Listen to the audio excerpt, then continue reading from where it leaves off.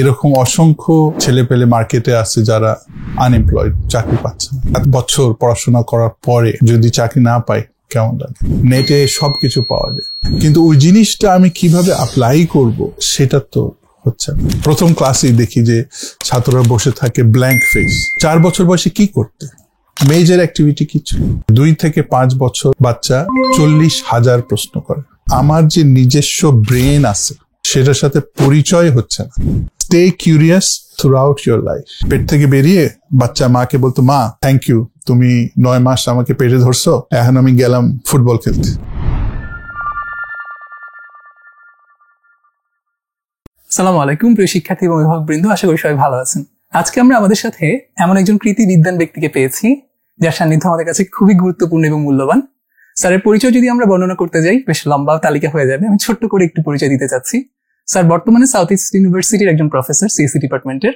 তিনি ব্র্যাক ইউনিভার্সিটির সিএসসি ডিপার্টমেন্টের ফাউন্ডিং চেয়ার ছিলেন, ডেফোডিল ইউনিভার্সিটির ভিসি ছিলেন এবং আইইউবি অর্থাৎ ইন্ডিপেন্ডেন্ট ইউনিভার্সিটি বাংলাদেশের ডিন ছিলেন। স্যারের সাথে আমি পরিচয় করে দিচ্ছি, স্যার ডক্টর ইউসুফ মাহবুবুল ইসলাম। স্যার আজকে প্রোগ্রামে আপনাকে স্বাগতম। শুকরিয়া। ভালো আছেন? সবাইকে আসসালামু আলাইকুম। ওয়ালাইকুম সালাম।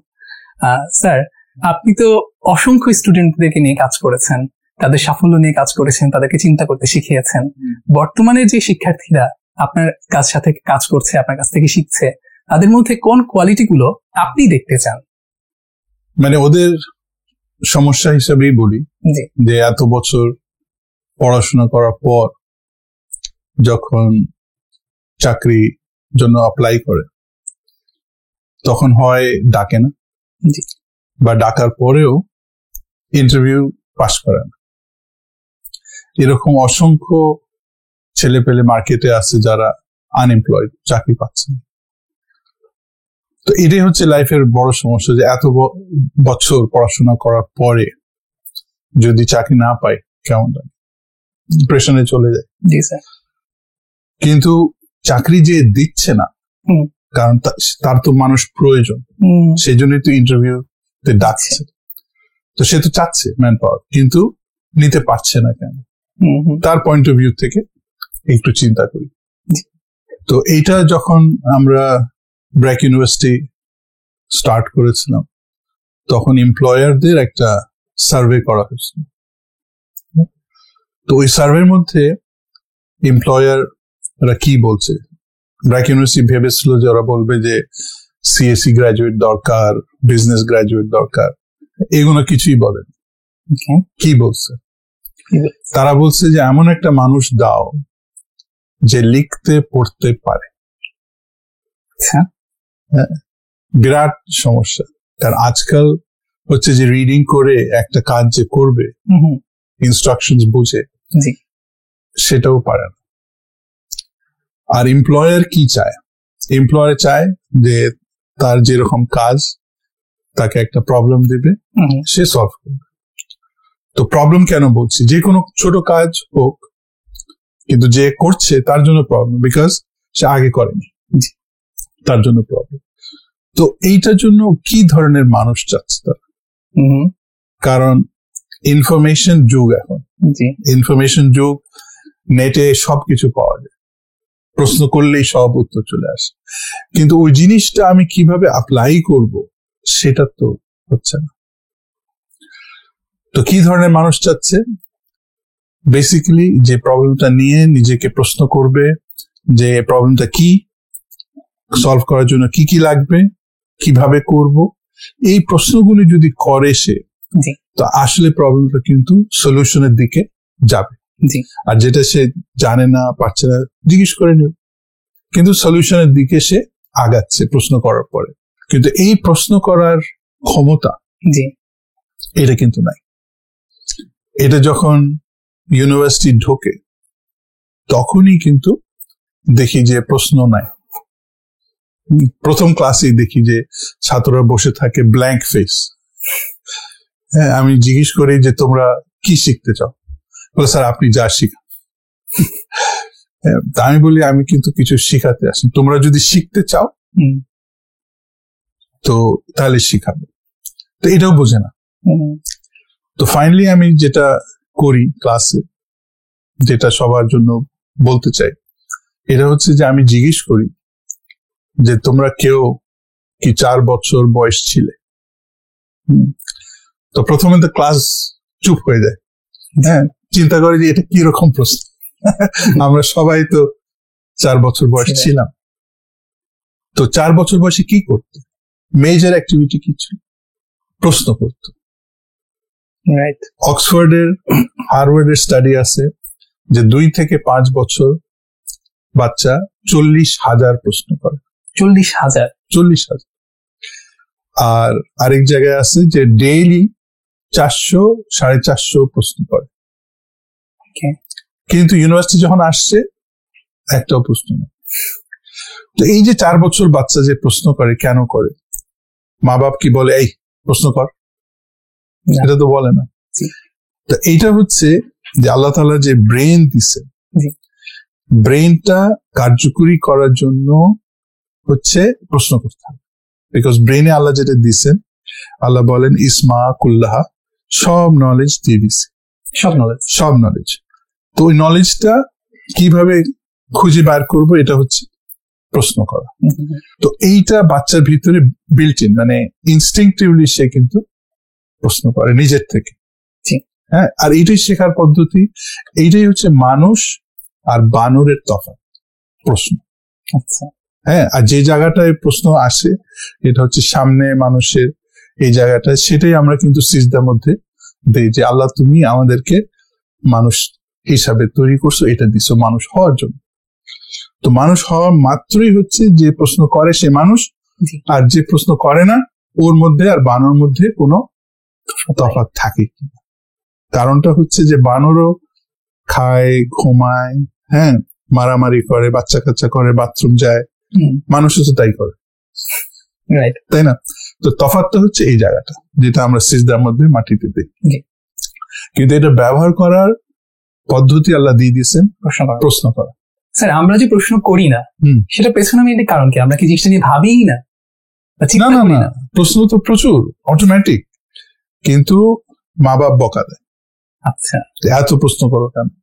টিচাররা পছন্দ করেন, হ্যাঁ, আর আমাদের সমাজও পছন্দ করেন, কেউ পছন্দ করে না প্রশ্ন। তো সেই জন্য বন্ধ হয়ে যায়। তার মানে এটা কি স্যার একদম আর্লি স্টেজেই আসলে ডেভেলপমেন্ট করার, যখন একটা বাচ্চা বড় হচ্ছে তখনই আসলে ডেভেলপ করার একটা ব্যাপার, ডেভেলপ করার ব্যাপার।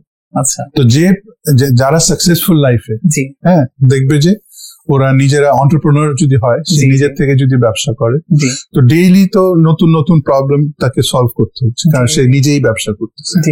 হ্যাঁ, তো সে সলিউশনের পিছনে ছুটছে কিভাবে, সে প্রশ্ন করে যে এটা কিভাবে সলভ করবো, হ্যাঁ, দিয়ে লেগে পড়ে। হ্যাঁ, তো এই যে প্রশ্ন না করলে কি কি ক্ষতি? একটা ক্ষতি যেটা বললাম যে মানুষ হচ্ছে না। দ্বিতীয় ক্ষতি হচ্ছে যে আমার যে নিজস্ব ব্রেন আছে সেটার সাথে পরিচয় হচ্ছে না, যে আমার যে ক্ষমতা আছে টু সলভ প্রবলেম, বা আমি যে একটা মানুষ, আমার মানুষ হওয়ার যে ক্ষমতা আছে, হ্যাঁ, সেটার সাথে পরিচয় হচ্ছে না। বিকজ নিজের ব্রেন যদি ব্যবহার না করি তাহলে তো আমি চিনছি না যে আমি কে। আমি চিনলে যে আমারও ক্ষমতা আছে, আমাকে আল্লাহ সেই অধিকার দিচ্ছেন চিন্তা করার এবং করার, তাহলে কিন্তু হীনমন্যতা আর থাকে না। তো আমি লাইফে, ফর এক্সাম্পল, আমি যদি কোচিং এ যাই, ইউনিভার্সিটি ঢুকি, এটা কিভাবে প্রয়োগ করবো প্রশ্নটা, প্রত্যেক লেসনের আগে যে টপিকটা আমরা টিচার কাছ থেকে জেনে নিলাম যে আজকে কি পড়াবেন, টপিক দিল, তো টপিকের উপর আমি 5টা প্রশ্ন বানাতে পারি যে টপিকটা কেন পড়বো, হ্যাঁ, টপিকের বিভিন্ন জিনিসের ডেফিনিশন কি, কিভাবে কাজে লাগাবো, কোথায় কাজে লাগাবো, কখন কাজে লাগাবো, এই কয়েকটা প্রশ্ন শুরুতে করে নিলে তখন যখন ক্লাসটা হবে তখন সে ওখান থেকে বের করে নিয়ে আসতে পারবে। তো এই অভ্যাস যদি করে ফেলে থ্রু আউট ইউনিভার্সিটি বা থ্রু আউট লাইফ, যখন সে নিজে যদি ব্যবসা করে বা এমপ্লয়ারের কাছে যায়, হ্যাঁ, সে প্রশ্ন করবে। তো ইন্টারভিউর আগেও তো তার প্রশ্ন করা উচিত যে আমি যার কাছে যাচ্ছি সে কেন প্রশ্ন করবে, হ্যাঁ, আমার মধ্যে কি দেখতে চায় সে। আমি যদি তার জায়গায় হতাম তাহলে আমি কি কি প্রশ্ন করতাম। তো এটা সিম্পলি বলি যে আমরা বাসায় যদি একটা আলমারি বানাই, একটা কার্পেন্টার কে নিয়ে আসলাম, হ্যাঁ, তো ওর চেহারা দেখে দিয়ে দিই না, তাকে কি প্রশ্ন করি? প্রশ্ন করি না। কেন প্রশ্ন করি? কারণ আমি জানতে চাই সে কিছু পারে কিনা। হ্যাঁ, তো আমি যদি নিজেকে ওই জায়গায় রাখি, এমপ্লয়ার যে যার কাছে ইন্টারভিউ দিতে যাচ্ছি, সে আমাকে কি কি প্রশ্ন করতে পারে। তো এরকম একজন বাংলাদেশে অনেক আগে আসছিল, ইন্দোনেশিয়া থেকে একটা দল আসছিল স্টুডেন্টরা। আচ্ছা, তো ওরা চলে গেছে। তো অনেকদিন পরে, প্রায় 5 বছর পরে আমাকে ফোন দিচ্ছে, ফোন দিয়ে বলে যে আমি একটা স্কলারশিপের জন্য অ্যাপ্লাই করছি, কিন্তু একদম লস্ট, কি করব। তা আমি বললাম যে তুমি যদি স্কলারশিপ দিতা, হ্যাঁ, তাহলে কি কি প্রশ্ন করতে, তুমি কি খুঁজতে? জাস্ট প্রশ্ন বানাও। হ্যাঁ, প্রশ্ন বানিয়ে নিজের উত্তর সাজাও, ঠিক আছে? সেই একই প্রশ্ন আসছে আর স্কলারশিপ পেয়ে গেছে।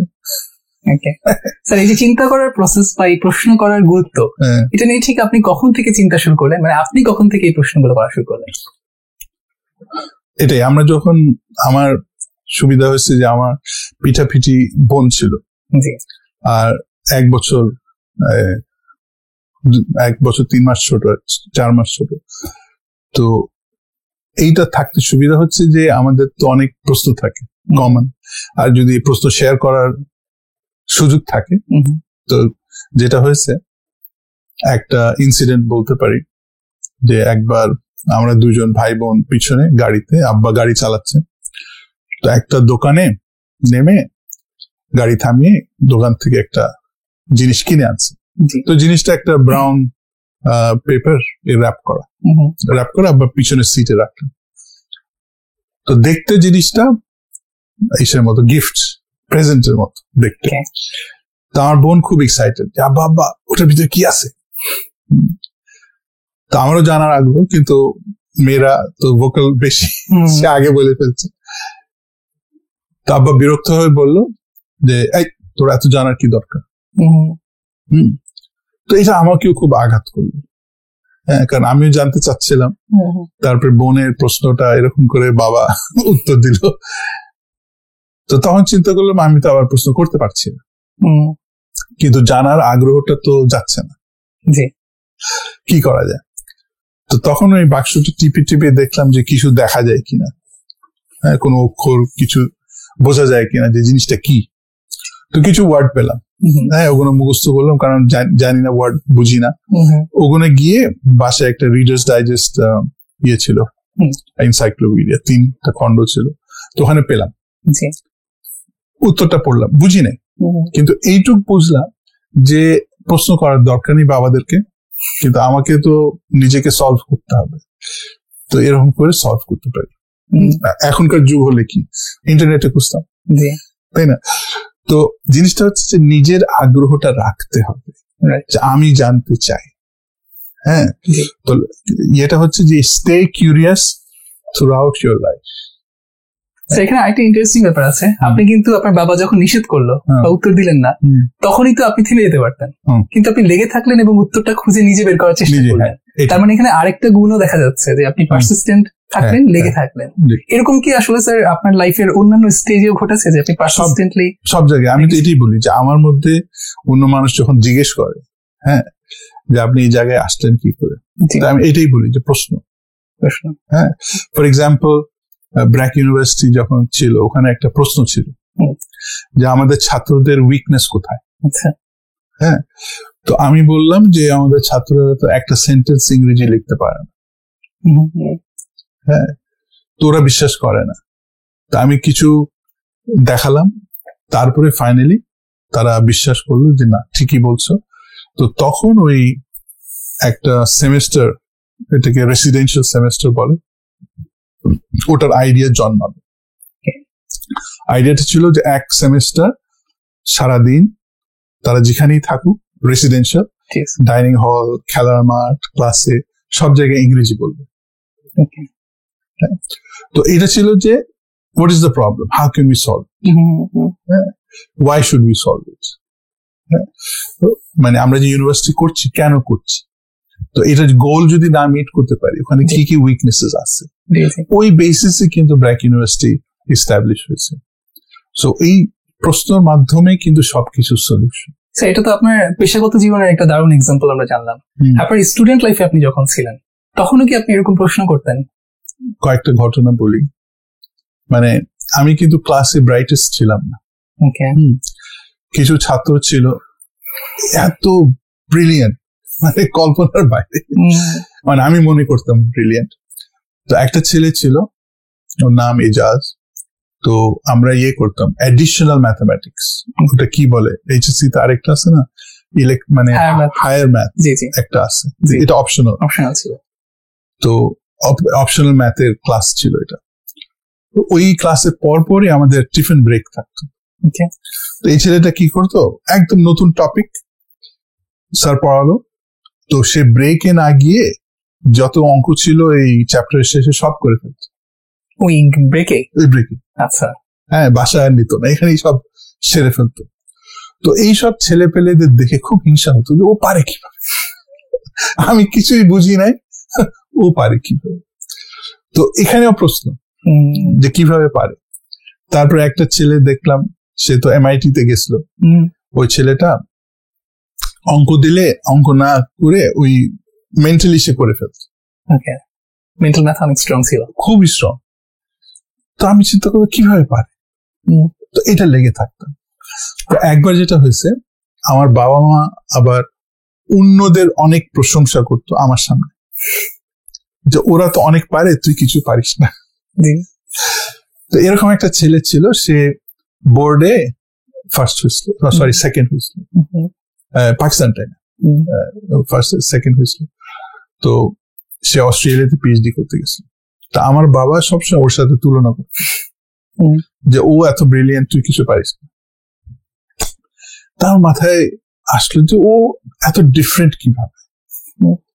তো একবার ওই ছেলেটার সাথে আমি আর ও হিথ্রো এয়ারপোর্টে বসে আছি, আমার বাবাকে সি অফ করতে গেছিলাম। তো সেও তার কোনো আত্মীয় যাচ্ছিল, তো দুজনে পাশাপাশি বসে আছে। তো হঠাৎ করে সে বললো যে এই যে এসকেলেটর, ওখানে একটা সিঁড়ি ছিল, এসকেলেটর ঘুরতেছে। তো সে হঠাৎ করে বলতেছে যে 2.5 মিনিটে এটা পুরোটা ঘুরে।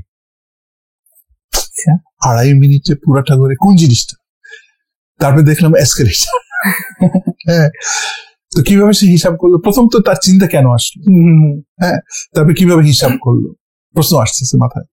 তারপরে দেখলাম যে এসকেলেটরের যে ইয়েটা থাকে, হ্যান্ড রেল, হাত যেখানে ধরে, ওখানে একটা চুইংগাম কেউ লাগাই দিচ্ছিল। তো চুইংগামটা ঘুরে এসে টাইম করছে। তো তার অবজারভেশন পাওয়ার অনেক বেশি ছিল। তো এটা আমি চিন্তা করলাম যে এটা আমার করতে হবে, অবজার্ভ করতে হবে, প্রশ্ন করতে হবে। তো এই যে কয়েকটা তুলনা, নিজেকে সবসময় কেন পারি না চিন্তা করতাম যে আমাকেও পারতে হবে। তো এই অ্যাটিটিউডটা কিন্তু থ্রু আউট লাইফ রয়ে গেছে, যে আমাকেও পারতে হবে। হ্যাঁ, ফর এক্সাম্পল এই যে সাইকেল চালায়, তো একজন বলে বসলো যে সাইকেল চালাবার এক্সপার্টিজ হচ্ছে যে তুমি কত ছোট সার্কেল করতে পারো। ঠিক আছে, তো তখন এটার পিছনে লেগে গেল যে আমাকেও করতে হবে। তো কোনো সময় পিছপা হয়নি, কোনো সময় কিন্তু এটা মনে করিনি যে আমি পারবো না, এটা মনে করছি যে আমাকে পারতে হবে। জি, হ্যাঁ, আর প্রশ্ন করে যে কেন ও পারছে, আমি পারছি না কেন, এটা করে করে কিন্তু বার করছে। তার মানে লেগে থাকা, প্রশ্ন করা, কিন্তু হীনমন্যতায় না ভোগা। ও পারে, আমি পারি না, তার মানে এটা না যে আমি কখনোই পারবো না। এক্স্যাক্টলি, সেই মাইন্ডসেটটা ছিল। তো এইটার উদাহরণ দেই, যেমন 1 বছরের বাচ্চা, তো সে কয়বার পড়ে যায়, পড়ে যাওয়ার পরে কি চিন্তা করে, বা মাকে গিয়ে বলে যে মা আমি তো 100 বার পড়ে গেলাম, আমার দ্বারা বোধহয় হাঁটা হবে না। কখনোই বলে না, কোনো বলে না। কেন? সে তো হাঁটা কাকে বলে এটাও জানে না, কিন্তু সে শুধু ট্রাই করতে থাকে, চেষ্টা করতে থাকে, তারপর একদিন সে পারে।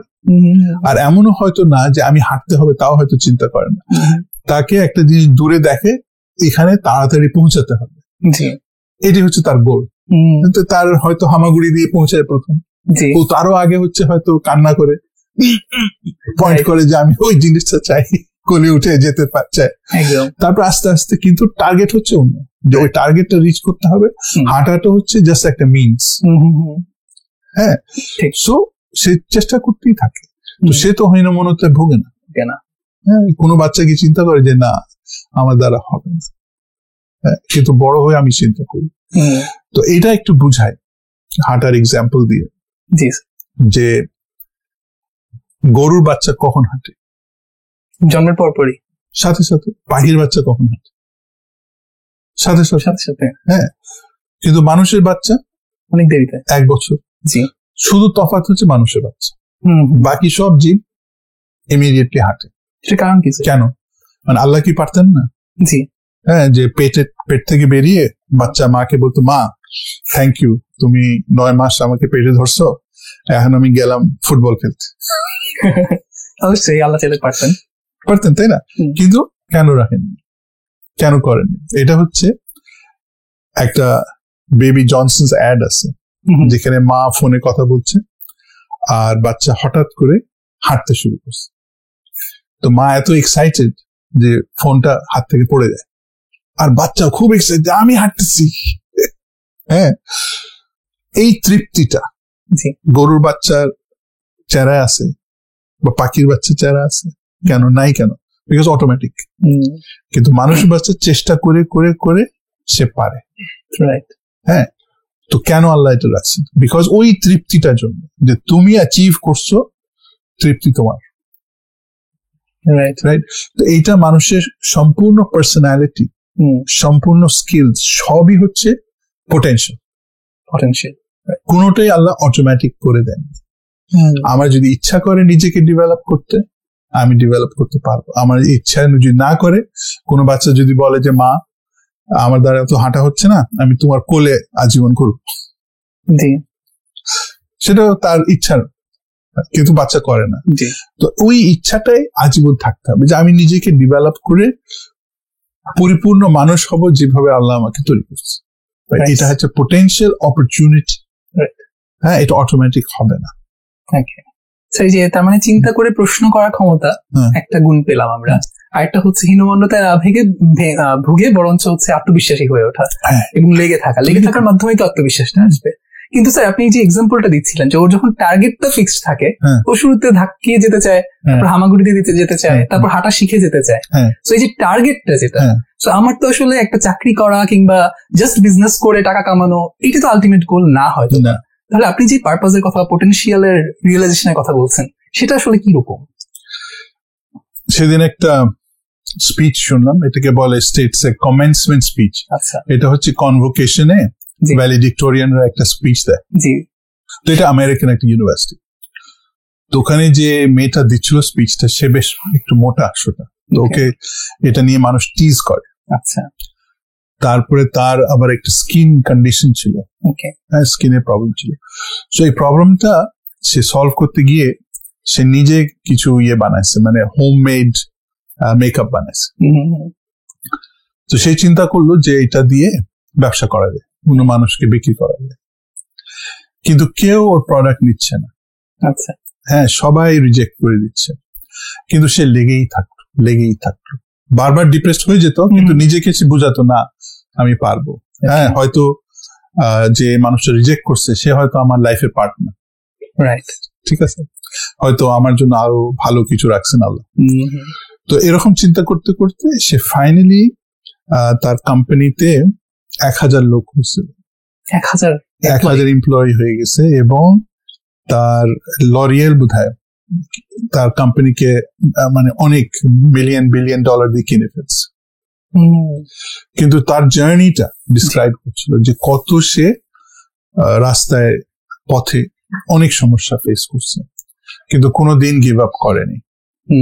হ্যাঁ, তো কিন্তু এখানে এই গল্পের আরেকটা জিনিস আছে, সে যেটা এমফাসিস দিচ্ছে যে আমাদের সৃষ্টিকর্তা প্রত্যেককে ইউনিক বানাইছে, পুরো ইউনিভার্সের মধ্যে একই মানুষ নাই আমার। হ্যাঁ, তার মানে ইউনিক কিছু কোয়ালিটিস আছে, ইউনিক কিছু চিন্তা আছে, আর সেই ইউনিক চিন্তার অপরচুনিটিটাও আল্লাহ সৃষ্টি করে দিচ্ছে। তো আমি যদি লেগে থাকি তাহলে কিন্তু সেটা আমার আমি পাবো সেই স্যাটিসফ্যাকশন। ওই যে বললাম সবই পোটেনশিয়াল, আমার পার্সোনালিটিটাও পোটেনশিয়াল, আমার স্কিলসটাও পোটেনশিয়াল, সবই পোটেনশিয়াল। আমি নিজের কথা বলি, আমি অ্যাজ এ টিচার স্টার্ট করলাম, এই ও লেভেল কম্পিউটিং নিয়ে আসছিলাম প্রথম বাংলাদেশে। তো প্রথম স্কলাস্টিকা বলে একটা স্কুল, তো তাদের বিকালে, কারণ আমাদের তো ছিল না, বাসা বাড়ি কিছু ছিল না, বিকালে বললাম যে 2টা কম্পিউটার রাখবো, আর আপনাদের স্কুলের কেউ বাচ্চা যদি ও লেভেল কম্পিউটিং দিতে চায় তো ওদেরকে করাবো। কত সালের কথা স্যার? এটা ছিল 92। সে অনেকটা লাগে। তখন তো কম্পিউটার তো অ্যাভেলেবল ছিল না। তো প্রায় 4 কি 6 জন বাচ্চা তখন আসতো আর কি বিকালে। আপনি এটা কেন শুরু করেছেন? কেন শুরু করেছিলেন? বিকজ কম্পিউটিং ছিল না কোথাও। মানে এটা মাথায় আসলো যে এটা গ্যাপ আছে। কারণ আমার সাথে যে বন্ধুটা ছিল ও আবার কম্পিউটার সায়েন্সে সিটি ইউনিভার্সিটি লন্ডন থেকে গ্রাজুয়েট করে আসছিল। তো আমরা দুজনে মিলে এই বুদ্ধিটা করলাম, তাহলে কম্পিউটার ঢুকাতে হবে আর কি। তো এটা যে স্টার্ট করলাম, 6টা বাচ্চার বুঝে আসলো। তো ওখানকার যে প্রিন্সিপাল ইয়াসমিন মুর্শেদ, যখন ও লেভেল কমপ্লিট হলো ওনাকে ডাকছিলাম প্রাইজ গিভিং। তো উনি এসে বললো যে এটা কি ও লেভেল সাবজেক্ট না, এটা তাহলে আমাদের বাচ্চাদের জন্য সকালে অফার করো, নর্মাল টাইমে। ওখানে চালু করে দিলাম, কিন্তু ছাত্ররা খুবই খারাপ পারফরমেন্স করতো, সি আর ডি। তো উনি ডাকলেন, ইয়াসমিন মুর্শেদ ডেকে বললেন, ইউসুফ, বাকি মানে ইউ হ্যাভ এ পিএইচডি, কিন্তু তোমার ছাত্ররা সি আর ডি পায়, আর যে টিচারদের পিএইচডি নাই ওদের ছাত্র সব এ পায়, কি করব? তো অনেক চেষ্টা করি কিন্তু উঠে না। 1 বছর পরের বছর বোধহয় একটা বি উঠছে। তো আমি দেখলাম যে আমার যে ব্যাচ অন্য টিচারের কাছে যায় সব এ পায়, কিন্তু আমি দেখলাম এরা তো সেন্টেন্স তো লিখতে পারে না প্রপারলি, তো কিভাবে এ পায়? তো ওই টিচার বাসায় গেল। বাসায় গিয়ে ওর টিচার বলে না, কিন্তু ফাইনালি রাজি হলো। বললো যে আমি গত 10 বছরের পেপার গবেষণা করছি, গবেষণা করে প্যাটার্ন বার করছি, আর উত্তরেরও প্যাটার্ন সব বার করছি, তারা শুধু নাম্বার গুলো চেঞ্জ করে আর মানে একটা সিস্টেম করে দিয়েছে, ছাত্ররা এই পায়। তো আমি চিন্তা করলাম যে না, আমি এই ফাঁকিবাজিতে আমি নাই। তো তারপরে অনেক স্কুলে কিন্তু এটা চালু হয়ে গেছিল। তো একটা স্কুলে একদিন একজন মিষ্টি নিয়ে আসছে পরীক্ষার পরে, তো সে 7টা সাবজেক্ট বসছিল, তো সে 6টা এ পাইছে আর একটা বি পেয়েছে, সেটা আমার সাবজেক্ট। তো আমি বললাম, তুমি বাকি টিচারদেরকে মিষ্টি দাওনি? বল না স্যার। কেন? বল স্যার এই বিটা আমার, আর বাকি এ হচ্ছে টিচারদের। ছাত্র কিন্তু বোঝে, মুখস্থ যে করিয়ে দিয়েছে স্টুডেন্ট কিন্তু বোঝে, কিন্তু আমি মুখস্থ করাইনি, সে নিজের থেকে যা পারছে। তো কিন্তু এই যে এ কিভাবে আনতে হয় চেষ্টা করতে করতে করতে 5 বছর লাগছে। হ্যাঁ, আফটার ডুইং এ পিএইচডি। তো 5th ইয়ারে গিয়ে, 5th ইয়ারের পরে আর কি, একটা স্টুডেন্ট যদি আমার সাথে এখন 2 ঘন্টা বসে এখন এ পায়, কিন্তু এই প্রসেসটা বুঝতে it took me 5 years after a PhD. So আমি যেটা বলতে চাচ্ছি যে লাইফ ইজ কোনো জিনিস সহজ না। পোটেনশিয়াল রাখছেন আল্লাহ, কিন্তু you have to work for it. ঠিক আছে, ওয়ার্ক করলে তুমি তৃপ্তি পাবে, আন্ডারস্ট্যান্ডিং হবে, সবই পাবে। হ্যাঁ, মানে যে বাচ্চাকে তার মা বাপ ধরো পা দিয়ে দাঁড়া করলো যে তুই আমার সন্তান, সেজন্য সবার আগে হাঁটবি, তো পা টেনে বললো এইভাবে দাঁড়াতে হয়, হয়তো মোমেন্টারিলি দাঁড়াবে, কিন্তু তারপরে কি পারবে? পারবে না। তাকে তো নিজে চেষ্টা করে করে জানতে হবে যে কোন মাসলগুলি কাজ করে। সো এটা হচ্ছে একটা কথা আছে না, যে failure is the pillar of success. হ্যাঁ, তো তাকে 99 বার পড়তে হবে, তারপর সে সাকসেসফুল হবে। তো that is the formula for everything in life. হ্যাঁ, ইভেন প্রফেসর ইউনুস, ওনার একটা গল্প আছে। গল্পটা হচ্ছে যে উনি যে পিএইচডি করলেন এই যে গ্রামীণ ব্যাংকের সিস্টেমের উপরে, পিএইচডি করে এই ফর্মুলাটা যে কিভাবে লোন দিতে হয়, টাকা কিভাবে ফেরত আনতে হয়, এটা উনি কৃষি ব্যাংককে দিলেন। তো কৃষি ব্যাংকের ম্যানেজার কিছুই করে না ওটা নিয়ে। হ্যাঁ, তো প্রফেসর ইউনুস একদিন গিয়ে বলে যে এটা তো খুব ভালো ইউজ করেন। এরকম প্রত্যেক মাস 6 মাস ধরে উনি ভিজিট করতেছে, কিছু করে না। তো ফাইনালি একটু রাগ করলেন যে এত ভালো সিস্টেম, হ্যাঁ, আপনাদের তো ক্রেডিট অবস্থা খুব খারাপ, দেন ইউজ করেন না কেন? তো তখন ম্যানেজার ওনাকে বলল যে ডক্টর ইউনুস, এটা যদি এতই ভালো হয় তাহলে আপনি করেন না কেন? তো তখন বলেন যে মনে হলো লোকটা কোষে আমাকে একটা চড় দিল, দেয় নেই কিন্তু এমন মনে হয়েছে। তো তারপরে সেদিন গ্রামীণ ব্যাংক জন্ম হলো। আর ওনার নোবেল পুরস্কার পেতে কিন্তু প্রায় 19 বছর লাগছে, খেটে খেটে খেটে খেটে। তো উনি এই উদাহরণটা দেন যে নাথিং ইজ ইজি। আর আমাকে বলেন ইউসুফ, এটা তো তুমি যে বাসা বাড়িতে মানুষ আসে ভিক্ষা দাও, হ্যাঁ, আমি একই কাজ করছি কিন্তু সিস্টেম তৈরি করছি, সিস্টেম্যাটিকলি। আর এটা তৈরি করতে আমার এত বছর লাগছে। স্যার, আপনি নিজে তো অনেক স্টুডেন্টকে নিজে হাতে করেছেন, এই যে সিস্টেম ডেভেলপ করেছেন, আপনি বললেন 5 বছর সময় লেগেছে শুধু বুঝতে যে কিভাবে পড়ালে ওরা এই পাবে। তো স্যার, গার্ডিয়ানদের আসলে এখন প্যারেন্টিং এর যে সিস্টেম, সেটা নিয়েও তো জানা দরকার। মানে আমরা আমাদের স্টুডেন্টদের মধ্যে তো প্রচুর ক্রাইসিস দেখি যে গার্ডিয়ানরা তাদের কাছ থেকে যে এক্সপেক্ট করে আর তারা লাইফকে যেভাবে দেখে সেটার মধ্যে একটা মিসম্যাচ হয়, এবং ফলশ্রুতিতে এক ধরনের টানাপোড়েন কাজ করে। সো আপনার কি মনে হয়, আপনি স্টুডেন্টের যে আইডিয়াল সেলফটা দেখেন, যার চিন্তা করার শক্তি আছে, আত্মবিশ্বাস আছে, প্রশ্ন করে, সেটা করার জন্য একজন গার্ডিয়ান আসলে কি করতে পারে? তো একটা গার্ডিয়ানের চিন্তাটা দেখি আগে। জি স্যার। গার্ডিয়ান তো মনে করে যে সে তো বেশি দিন থাকবে না পৃথিবীতে, ছেলে পেলে রয়ে যাবে, তো সে নিজে যাতে নিজের পায়ে দাঁড়াতে পারে, খাওয়া দাওয়া মানে জোগাড় করতে পারে, কাজ করতে পারে, এটা তো মেইন চিন্তা। তা সেই জন্যই কিন্তু পড়াশোনার ভিতরে ঢুকায়।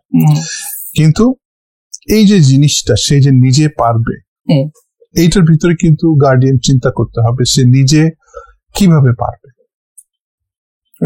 হ্যাঁ, তো সেই জিনিসটা কিন্তু গার্ডিয়ান শুধু ইনসিস্ট করলে হবে না যে তুমি ওখানে গিয়ে এ পাও না, তাকে কিন্তু লাইফের শুরুতে, বাচ্চা যখন শুরু থাকে, 2টা কাজ করতে হবে।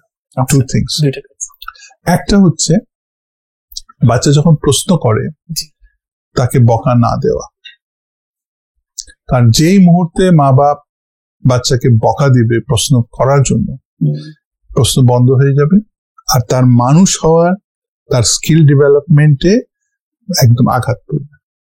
তো অনেক বাচ্চা, যেমন আমার বাবা যে বকা দিছিল, আমি তো থামিনি, কিন্তু অনেক বাচ্চা থেমে যায়, প্রশ্ন করা বন্ধ করে দেয়। তো এখন হচ্ছে মা বাপের তো আবার এত সময় নেই যে সারাদিন বসে 450 প্রশ্ন উত্তর দেবে ডেইলি, সমস্যা, তাই না? So what is the best way? হ্যাঁ, কারণ বাচ্চা এমন এমন প্রশ্ন করে যে মা বাপ আবার অপ্রস্তুত হয়ে যেতে পারে। ফর এক্সাম্পল, একটা বাচ্চা প্রশ্ন করতে পারে যে মা, আমি যখন হলাম তখন ছোট ভাইয়া কই ছিল? রাইট? তো এটা মা বাপ সিনসিয়ার হলেও কি উত্তর দিতে পারবে? পারবে না। তো what is the best way? Best way হচ্ছে যে ওর ভিতরে আরো প্রশ্ন জাগাবে। কিভাবে জাগাবে? এটা হচ্ছে তোমার কি মনে হয়, রাইট? ঠিক আছে, তোমার কি মনে হয় তুমি বাইর করে বলো। হ্যাঁ, তো এরকম একটা প্যারেন্ট, তার এই মেয়েটার সাথে পরিচয় হয়েছে, সে যখন ও লেভেল দিল, সে একসাথে বোধহয় 12টা ও লেভেল দিল। 12টা? হ্যাঁ, আর 12টাতে সে এই পাইছে, কিন্তু জীবনে টিউটর কাছে যায়নি। তো ওর মা বাপ ছোটবেলায় কি করছে? তো এই মেয়েটার মা আবার স্কুলে কেমিস্ট্রি টিচার। তো ওনাকে গিয়ে জিজ্ঞেস করলাম যে আপনি মেয়েকে কি করেন যে সে এত ব্রাইট? সে বলে আমি তো সময় পাই না। আচ্ছা, তাহলে বাবা কিছু করে? বাবাও যে দেখে না। তারপর হঠাৎ একটা ঘটনা মনে পড়লো ছোটবেলা, এটা বোধহয় ক্লাস 3 বা 4 এর। মেয়ে অঙ্ক পারছে না, তো বাবার কাছে গেল যে বাবা অঙ্ক পারছি না, অনেক ডিফিকাল্ট। তো এখন এখানে বাবার ভূমিকাটা কি হবে?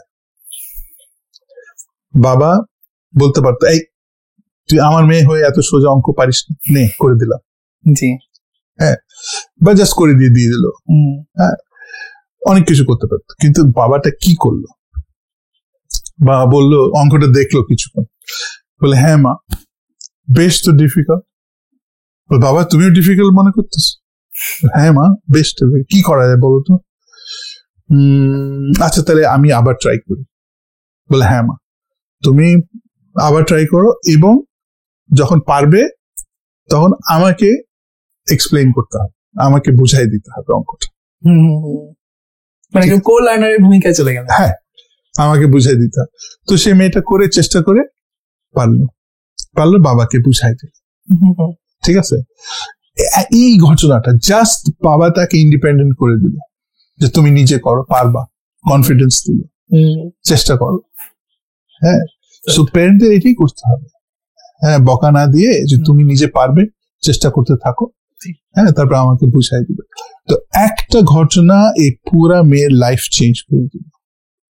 তো এই মেয়েটা যে কোনো স্কুলে ভর্তি হোক, পৃথিবীতে যে কোনো জায়গায় ভর্তি হোক, সে তো নিজেই পারবে। সে তো প্রবলেমটা নিয়ে চিন্তা করবে, তারপর চেষ্টা করবে। রাইট। সো এইটা হচ্ছে একটা প্যারেন্টদের করতে হবে, নাম্বার ওয়ান। নাম্বার টু হচ্ছে রিডিং এর হ্যাবিট। আচ্ছা, if you can give your child love of reading, গল্প বই পড়ার একটা চিন্তা, এটা যদি করা যায়, হ্যাঁ, তাহলে কিন্তু বাকি সব ঠিক হয়ে যাবে। কি হয়েছে? হ্যাঁ, আমি নিজের ছেলের কথা বলি। তাকে ফার্স্ট ছেলে, তো তার পিছনে প্রচুর টাইম দেওয়া হতো। তাকে ব্রিটিশ কাউন্সিল লাইব্রেরিতে নিয়ে যেতাম। আচ্ছা, এখানে ঢাকা থাকতো, তো ওখানে একটা চিলড্রেন্স সেকশন আছে। হ্যাঁ, সে যখন 3-4 বছর বয়স, সে বড় বড় বই, বাচ্চাদের যে বই, তো নিয়ে আসছে 2-3টা বই রেগুলার, প্রত্যেক সপ্তাহে। তারপর হচ্ছে কি, এমন হয়ে গেল যে আমাদের বাসা পৌঁছাতে পৌঁছাতে তার বই শেষ হয়ে যেত, গাড়িতে পড়ে ফেলতো। হ্যাঁ, তো এই আগ্রহটা থাকতে থাকতে সে কিন্তু ফাইনালি বিদেশে গেল, স্টেটসে। তো তাকে প্রথম সপ্তাহে তাকে 2টা বই দিল, 3টা আর্টিকেল দিল, যেগুলো সামারি করে আনো। আচ্ছা, হ্যাঁ, এটা তো বিরাট টাস্ক, পুরো বই পড়ে। কিন্তু এত তার স্কিল হয়ে গেল যে আমি তাকে ভিজিট করতে গেছি, তো রাত 11টা বাজে, 11টা বাজে। তখন সে বললো যে বাবা আমার একটু টাইম লাগবে, 12টার মধ্যে একটা বুক রিপোর্ট জমা দিতে হবে। তো বইটা পড়ছো? না পড়িনি। তো তুমি 1 ঘন্টার মধ্যে না পড়ে তুমি কিভাবে পারবো? তো সে ওই ঘন্টার মধ্যে পড়ে সে লিখে জমা দিচ্ছে। মানে এমন না যে প্রত্যেক লাইন পড়তে হবে, কিন্তু বইয়ের আকারগুলি পড়তে পড়তে মানুষ বোঝে যে কোথায় কি আছে, মূল জিনিসটা কোথায় আছে, ওটা খুঁজে বের করা। হ্যাঁ, তো সেই এটা পারতো। আর এই যে IELTS পরীক্ষা এটাই চেক করে, মানে 20 মিনিটের যে প্যাসেজ দেয়, কেউ যদি 1 লাইন বাই লাইন পড়ে, ওখানে তো 20 মিনিট চলে যাবে, উত্তর দেওয়ার সময় পাবে না। উত্তর দেওয়ার সময় থাকে না। ওরা তো চায় না যে তুমি প্রত্যেক লাইন পড়ো, তারা চায় যে তুমি আগে নিজেকে প্রশ্ন করো, প্রশ্ন করে খুঁজে বার করে, আর লাস্টের প্রশ্ন দেখতে পারো, প্রশ্ন খুঁজে বার করে কোথায় বার করে দিবা। হ্যাঁ, এই জিনিসটার যদি রেগুলার রিডিং না করে, পারবে না। সো রিডিংটা এসেনশিয়াল। আর কি কি ক্যাপাসিটি ডেভেলপ হয় একটা স্টুডেন্টের বা একটা বাচ্চা? আচ্ছা, এই একটা স্টুডেন্টের কথা বলে তারপরে বলছি। এই একটা মেয়ে, তো খুব ব্রাইট মেয়েটা। তো প্রথমে যখন ক্লাসে জয়েন করি, মেয়েটা বলে যে স্যার, কোন টিচার আমার নাম স্পেল করতে পারে না, আপনি পারবেন? চ্যালেঞ্জ দিচ্ছে। তাই আমি বললাম ঠিক আছে, নাম বলো দেখি, লিখি। ওর নাম হচ্ছে শেহরেজাদি। তো আমি লিখলাম শেহরেজাদি। বলো না, ঠিক হয়নি স্যার। কি হয়েছে? একটা ই মিসিং, শেহরেজাদি হবে, এর পর একটা ই হবে। তো দিলাম। তো এই মেয়েটা কি করতো ক্লাসে, মানে আমি যখন পড়াতাম তখনও তার বই থাকতো হাতের নিচে, টেবিলের নিচে, পড়তো কিছু লাইন, তারপরে আমার দিকে তাকাতো। তো কিন্তু কোনোদিন বকা দিইনি। কেন? বিকজ ফাইনালি যখন পরীক্ষা আসতো, সে যখন পড়াশোনা করতো, সে এত চট করে জিনিস ওখান থেকে নিতে পারতো, খুব সুন্দর উত্তর লিখতে পারতো, সংক্ষেপে ফুল মার্কস। হ্যাঁ, তো রিডিং হচ্ছে, তুমি যে জিজ্ঞেস করলা উপকার কি, কোনটা দিয়ে শুরু করো? ধর্মের কথা দিয়ে? প্রথম ওয়ার্ড কোনটা আল্লাহ তাআলা আমাদেরকে দিয়েছেন বলো? ইকরা। ইকরা, ইকরা মানে কি? পড়ো। বিকজ এই ব্রেন ডেভেলপ করার জন্য রিডিং দরকার।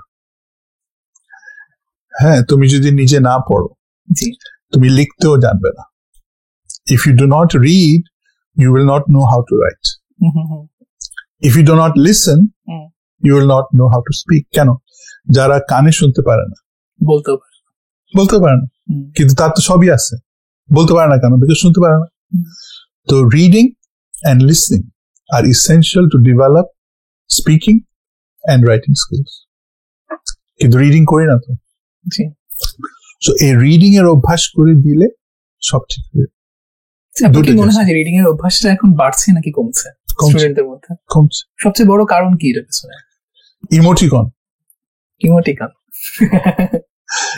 আমি একটা উত্তর দিব, উত্তর না দিয়ে লাইক দিয়ে দিলাম, কাজ শেষ। রাইট, সবকিছু শর্টকাট হয়ে গেছে। কিন্তু ফেসবুককে ভালো কাজেও ইউজ করা যায়। আমি একবার ভালো কাজে ইউজ করছিলাম। এটা হচ্ছে যে আমি পরীক্ষাটা ডিফারেন্টলি ডিজাইন করি। পরীক্ষাটাকে ভেঙে দিই ছোট ছোট পার্টে, আর প্রত্যেক পার্টে 1 বা 2 মার্ক। তো ওরা যখন মার্কস পায় না, ওরা জানে যে কোথায় ভুল। তা আমি ফেসবুকে ওপেন করে দিই যে ফেসবুকে তোমরা লেখো যে কি পারো না, আর যারা হেল্প করতে পারবা তাকে হেল্প করো। তো ওদের ভিতরেই ইন্টারাকশন, ফিডব্যাক ইন্টারাকশন শুরু করে দিলাম। তো তারা এত মজা পেয়েছে যে আমার কাছে আর আসতো না, বিকজ নিজেরাই সলভ করে ফেলত।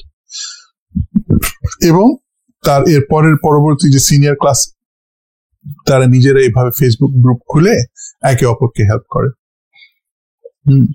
তো ফেসবুক যেটা হচ্ছে, আমরা যদি পজিটিভলি ইউজ করি, লিখি রাইটিং, তাহলে রাইটিং ইমপ্রুভ করবে। কিন্তু শুধু যদি ইমোটিকন ইউজ করি, তাহলে তো আর কিছু ডেভেলপ করবে না। রাইট। তার স্যার গার্ডিয়ানদের দিক থেকে আসলে ঠিক কি করণীয় সে ব্যাপারে আপনি খুব স্পেসিফিক দুটো কাজ বলে দিয়েছেন। আচ্ছা স্যার, স্টুডেন্টরা গার্ডিয়ানদের যে এক্সপেকটেশন, আপনি যেটা বলেন গার্ডিয়ানরা তার কাছ থেকে অনেক কিছুই চায়, নিজে কিছু করতে পারুক এইরকম, বা পরীক্ষায় ভালো রেজাল্ট করুক, নয়তো কম্পেয়ার করে অন্য স্টুডেন্টদের সাথে। তখন ওরা অনেক ধরনের ইমোশনাল টার্মোয়েলে ভোগে যে বাবা আমাকে কম্পেয়ার কেন করে। তো এই টাইপের সিচুয়েশনে ওদের আসলে মাইন্ডসেটটা কি রকম হওয়া উচিত? এই যে কম্পেয়ার করে, আমার বেলায় বললাম যে আমাকে তো উৎসাহ দিত যে ওরা কেন বেটার, প্রশ্ন করে আমি সলভ করতাম। কিন্তু ছাত্রকে যেটা হচ্ছে নিজেকে ডেভেলপ করতে হবে, এই আগ্রহটা থাকতে হবে। কারণ এখন ছাত্রদের যে আগ্রহ হচ্ছে যে শুধু পরীক্ষায় পাশ করতে হবে। তো তারা যে টিউশন নিতে যায়, তাদের মেইন টার্গেট হচ্ছে আমাকে যতগুলি এক্সাম প্রশ্ন আসতে পারে সবগুলো প্র্যাকটিস করে দিতে হবে। এটা হচ্ছে টার্গেট। আমাকে যে সাবজেক্ট পারতে হবে, সাবজেক্ট বুঝতে হবে, এটা টার্গেট না। হ্যাঁ, কিন্তু এই টার্গেটটা তো তাদের জন্য দরকার। কিন্তু একই সাথে সাবজেক্টের যে মর্যাদা, মানে অঙ্ক যে বুঝতে হবে, কারণ এটা সব ফিল্ডে অ্যাপ্লাই করা লাগবে যখন আমি বড় হই। হ্যাঁ, তো অঙ্কটা যদি না বুঝি, শুধু মুখস্থ করি, সেটা তো পারবো না। তাহলে এখন ছাত্রকে নিজের ব্রেনটা যদি ডেভেলপ করতে, তার তো নিজের ইচ্ছা থাকতে হবে যে আমি যে মানুষ, এটাকে আমি পরিপূর্ণ মানুষ হতে চাই। হওয়ার জন্য আমার নিজের ব্রেনটা ডেভেলপ করতে হবে। তো প্রথমত হচ্ছে রিডিং। সেকেন্ড হচ্ছে যখনই কোনো প্রবলেম আসে, প্রবলেম এনিথিং হতে পারে, টিচার আজকে একটা পড়াবে বা একটা প্র্যাকটিস করাবে, হ্যাঁ, বা আমাকে একটা এসে লিখতে বলছে, বা আমাকে একটা প্রেজেন্টেশন বানাতে বলছে, হ্যাঁ, বা নাটক লিখতে বলছে, এনিথিং, আমাকে অ্যাটলিস্ট 5টা প্রশ্ন লিখতে হবে। আচ্ছা, ঠিক আছে। প্রথম প্রশ্ন হচ্ছে ওয়াই, যে কেন এইটা আমি লিখতে চাই। হ্যাঁ, এটার থেকে আমি কি আউটপুট আনতে চাই। সেকেন্ড হচ্ছে হোয়াট, মানে প্রথমটা হচ্ছে তো ওয়াই, সেকেন্ড হচ্ছে হোয়াট, যে কি কি ডেফিনিশন আছে, এটার ভিতরে কি কি আছে। থার্ড প্রশ্ন হচ্ছে কিভাবে, হাউ। হ্যাঁ, ফোর্থ প্রশ্ন হচ্ছে কখন, হ্যাঁ কখন। আর ফিফথ প্রশ্ন হচ্ছে কোথায়। তো এই সব প্রশ্ন আমি এসে লেখার আগে, তারপরে হচ্ছে লেকচার শুরু হওয়ার সাথে সাথে, প্রেজেন্টেশনের আগে, হ্যাঁ আমি সাজালে দেখব সবকিছু মিনিং চলে আসতেছে। আর মিনিংটা স্টার্ট হয় ওয়াই দিয়ে। আর এটার যে ইম্পর্টেন্স, আমার যে মুসলমান হিসেবে আমরা বলি যে কথা দিয়ে কথা রাখা, ঠিক আছে? তো এই হিসাব করলে কয়জন মুসলমান? তো কথা দিয়ে কথা রাখার সিম্পল একটা উদাহরণ দেই, আর কেন রাখতে পারি না সেটা আমি বলছি। যে তুমি ধরো আমার কাছে একটা বই চাইলে, তো আমি কি করব? বেশিরভাগ মানুষ অটোমেটিক ইয়েস বলে দেয় বা নো বলে দেয়, তারপরে কথাটা রাখতে পারে না। তো এখন হচ্ছে কি করলে কথা রাখতে পারবো? প্রথম হচ্ছে তুমি বই চাইছো, তা আমি চিন্তা করবো ও যে বই চাইছে এটা কি ঠিক আছে, তাকে বই দেওয়াটা ঠিক? হ্যাঁ, তো আমি যদি সেটেল করি যে ইয়েস বই দেব, তারপরে বই দেওয়া মানেটা কি, হ্যাঁ তাকে হ্যান্ড ওভার করবে, পিকচার করতে হবে, তারপরে কিভাবে, হাউ, বইটা কোথায় আছে, হ্যাঁ চিন্তা করে বাসায় আছে, ইনাফ বই আছে কিনা, হ্যাঁ তারপরে কোথায় কোথায় হ্যান্ড ওভার করবো, হ্যাঁ কখন। তো কখন যখন হিসাব করব, অন্যান্য কাজও থাকতে পারে, আমি ওটার ভিতরে ফিট করে নিতে পারি। তা আমি সব এই প্ল্যানিংটা করার পরে তখন যদি ইয়েস বলি, দেখবা অটোমেটিক তোমার ব্রেন সব ম্যানেজ করছে। রাইট, হ্যাঁ, so questioning is very basic to life. Sir এই মডেল কি আমরা পার্সোনাল যে ইস্যুস আছে হ্যাঁ সেগুলোর ক্ষেত্রেও কাজে লাগাতে পারি? অ্যাবসলিউটলি। কিরকম? এভরিথিং। তোমাকে সিম্পলি এই যে বাসা বাড়িতে প্রশ্নের ইম্পর্টেন্সটা, বাসা বাড়িতে কেউ দরজায় আসলো, ঠিক আছে, তো দেখতে গেল কেউ, ফেরত এসে কি বলে? অমুক এসেছে বলে, নাকি বলে বেটা আসছে, বেটি আসছে, হ্যাঁ পরিচয়, না বলে যে স্যার আসছে বা ম্যাডাম আসছে, জি এরকম কিছু একটা বলে না? কিন্তু যে দরজায়, সে কি বলছে? ভিতরে গিয়ে বলো যে বেটা আসছে না, হ্যাঁ বা বেটি আসছে বলে না, নিশ্চয়ই নাম বলছে, ওরা তো গাধা না, ঠিক আছে? কিন্তু এতটুকুর মধ্যে কয়েক সেকেন্ডের মধ্যে ভুলে যায়। কেন হয়? আমরা তখন যদি বলি যে নাম জিজ্ঞেস করে আসো, সে যদি যায় আচ্ছা স্যার আপনার নাম কি, প্রশ্ন করে, প্রশ্ন উত্তর যখন দিবে তখন এসে মনে থাকবে, বিকজ ব্রেন এভাবেই কাজ করে, যে নিউরন যে লিঙ্ক করে, কেন লিঙ্ক করবে? হ্যাঁ, বিকজ একটা নিউরন হচ্ছে কোয়েশ্চেন নিউরন আর অন্য নিউরন হচ্ছে উত্তর। সো এইটা লিঙ্ক হয়, তখন লার্নিং টেকস প্লেস, এটা সায়েন্স বলে। So questioning is so basic to life. আমি যে একটা ওয়ার্ড বলবো, হ্যাঁ আই হ্যাভ টু এই 5টা প্রশ্ন প্রত্যেক ওয়ার্ডের উপরে করতে হবে, করার পরে আমার মুখ থেকে ওয়ার্ডটা বেরোবে। Because this is the difference between একটা মাংকি মানে চিচি চিচি চিচি করা, বিকজ সে তো না চিন্তা করে চিচি করতেছে, আর ওর চিচির পিছনে তো কোনো মিনিং নাই। তা আমিও যদি ওয়ার্ড বার করি আর এটার মিনিংটা না চিন্তা করে বার করি, is there any difference? Sir যদি একটা ধরেন আমাদের স্টুডেন্টরা যে টাইপের প্রবলেম ফেস করে আর কি, আর এই আমরা যেটা নিয়ে আলাপ করছিলাম, আমার বাবা বা মা আমাকে আমার ফার্স্ট বয়ের সাথে কন্টিনিউয়াসলি কম্পেয়ার করে, ওইটা পারে ওইটা পারে, পা ধুয়ে পানি খা, এই টাইপের কথা বলে, আর আমি খুব ইমোশনালি হার্ট হই, হীনমন্যতায় ভুগি। তো এরকম একটা সিচুয়েশনকে আমি এই মডেলটা দিয়ে কিভাবে অ্যাপ্রোচ করবো? আমাকে চিন্তা করতে হবে যে ওর ছেলেটা কি করে, বিকজ আমাকে তো শিখতে হবে। তো এমন দেখা যায় যে ওই ছেলেটা যখন ক্লাসে বসে থাকে, সে মাথায় প্রশ্ন করে, প্রশ্ন করে উত্তর ওখানে পেয়ে যায়, লিঙ্কিং হয়ে যায়। তার মানে তাহলে আমি প্রথমে ওয়াই জিজ্ঞেস করবো যে সে কেন পারে বা সে কিভাবে পারে। হ্যাঁ, সে কিভাবে পারে, তারপর হচ্ছে যে কিভাবে পারে, মানে সে কি করে, কি করে। হ্যাঁ, আর নিজে প্রশ্ন ট্রাই করলাম। জি। হ্যাঁ, আর যেমন আমি একটা বলি টুজ কমপ্লিমেন্ট বলে একটা আছে কম্পিউটার সায়েন্স, মেশিন কিভাবে অ্যাড করে আর কি। তো আমি এটা একদিন পড়ালো টিচার, আমি কিচ্ছু বুঝিনি। হ্যাঁ, জিজ্ঞেস করলাম টিচারকে, সে বুঝালো, কিছু বুঝিনি। বুঝালো মানে কি এভাবে করতে হয়, কিন্তু কেন কাজ করে আমার মাথায় প্রশ্ন, কেন, ফার্স্ট কোশ্চেন। তো তারপরে বাসায় গিয়ে কি করলাম, 4টা বই আনলাম, 4টা বইয়ের মধ্যে টুজ কমপ্লিমেন্ট খুললাম, মাটিতে বসলাম আর নিজেকে বললাম যখন পর্যন্ত না এটা বুঝবো মাটি থেকে উঠবো না। রাইট, বিকজ আমাকে বুঝতে হবে। তো I want to develop my brain, এটা আমার রেসপন্সিবিলিটি, এটা অন্য কেউ করতে পারবে না। তো টিচার পারলো না বা বললো না, এটা এক্সকিউজ দিয়ে হবে না। সো আমি এই বইতে বুঝি নাই, ওই বইতে গেছি। হ্যাঁ, সব মিলায় তারপরে তখন দেখলাম নিজে একটা শর্টকাট বুদ্ধি বেরিয়ে গেছে। আচ্ছা, হ্যাঁ, আর ওই শর্টকাট এখন বাচ্চাদের শেখায়, খুব সিম্পল। মানে লেগে থেকে নিজেই একটা নতুন বুদ্ধি বের করে, নতুন বুদ্ধি বার করে। তো এটা তুমি নিজের ব্যবসা করো, ক্লাস করো, এনিথিং ইন লাইফ লেগে থাকতে হবে। ওই যে 1 বছরের বাচ্চা হাঁটার সেম। হ্যাঁ, এই যে ধরো এডিসন কি আবিষ্কার করছে, লাইট বাল্ব, লাইট, কয়টা এক্সপেরিমেন্ট লাগছিল, কয়েক হাজার বোধহয়। হ্যাঁ, সে কি প্রথম দিনেই মুখস্থ করে বসাই দিছে? হ্যাঁ, তাহলে সে কিভাবে পারছে?